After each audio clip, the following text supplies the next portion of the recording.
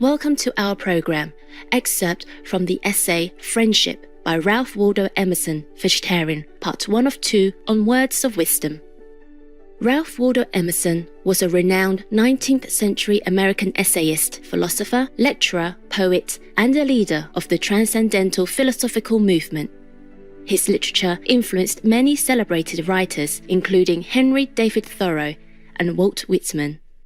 Emerson is most famous for his essays through which he expresses ideas of freedom, spirituality, individuality, the great ability of humans to have profound realizations, and the relationship between the soul and the surrounding world.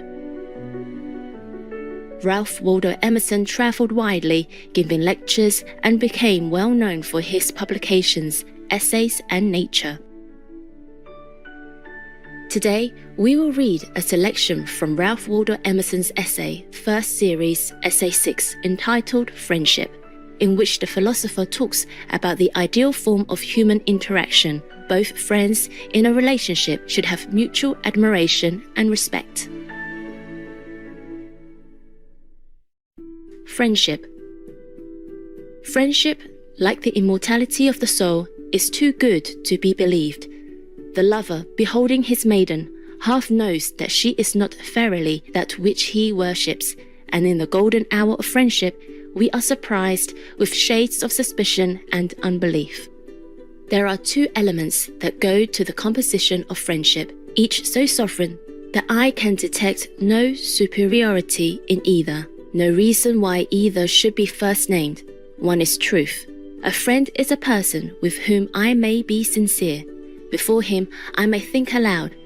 I am arrived at last in the presence of a man so real and equal that I may drop even those undermost garments of dissimulation, courtesy, and second thought, which men never put off, and may deal with him with the simplicity and wholeness with which one chemical atom meets another. Sincerity is the luxury allowed, but diadems and authority only to the highest rank, that being permitted to speak truth as having none above it to court or conform unto. Every man alone is sincere. At the entrance of a second person, hypocrisy begins. We parry and fend the approach of our fellow man by compliments, by gossip, by amusements, by affairs.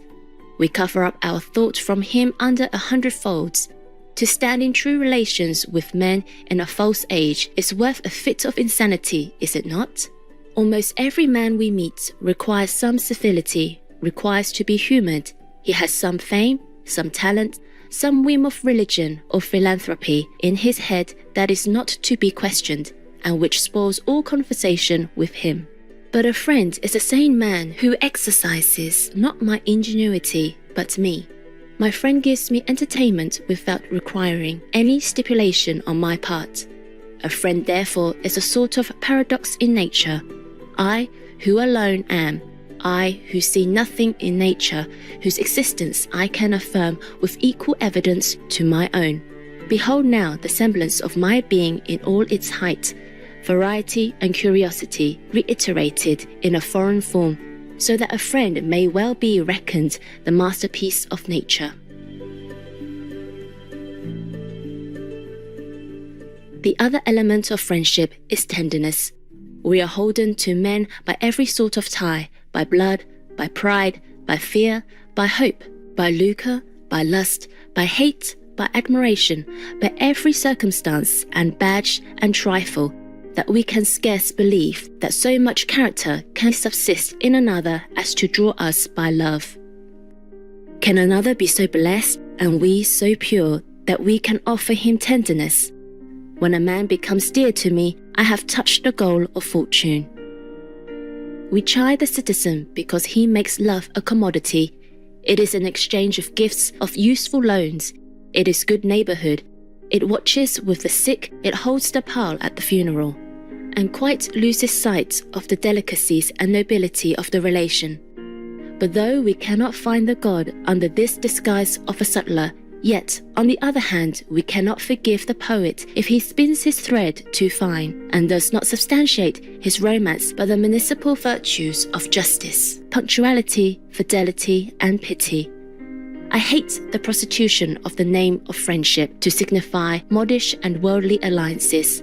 I much prefer the company of ploughboys and tin peddlers to the silken and perfumed amity which only celebrates its days of encounter by a frivolous display, by rides in the curricle and dinners at the best taverns. The end of friendship is a commerce the most strict and homely that can be joined, more strict than any of which we have experienced. It is for aid and comfort through all the relations and passages of life and death. It is fit for serene days and graceful gifts and country rambles, but also for rough roads and hard fare, shipwreck, poverty, and persecution. It keeps company with the sallies of the wit and the trances of religion. We are to dignify to each other the daily needs and offices of man's life, and embellish it by courage, wisdom, and unity. It should never fall into something usual and settled, but should be alert and inventive, and add rhyme and reason to what was drudgery. Friendship may be said to require natures so rare and costly, each so well-tempered and so happily adapted, and with so circumstanced. For even in that particular, a poet says, love demands that the parties be altogether paired, that its satisfaction can very seldom be assured. It cannot subsist in its perfection, say some of those who are learned in this warm law of the heart, betwixt more than two. Two may talk and one may hear, but three cannot take part in a conversation of the most sincere and searching sort. In good company, there is never such discourse between two across the table as takes place when you leave them alone. In good company, the individuals at once merge their egotism into a social soul exactly coextensive with the several consciousnesses there present. No partialities of friend to friend, no fondnesses of brother to sister, of wife to husband, are there pertinent, but quite otherwise. Only he may then speak who can sail on the common thought of the party, and not poorly limited to his own. Now this convention, which good sense demands, destroys the high freedom of great conversation, which requires an absolute running of two souls into one. Vegan, because we dare not destroy God's creation. Graceful viewers, it was wonderful of you to join us for today's Words of Wisdom show.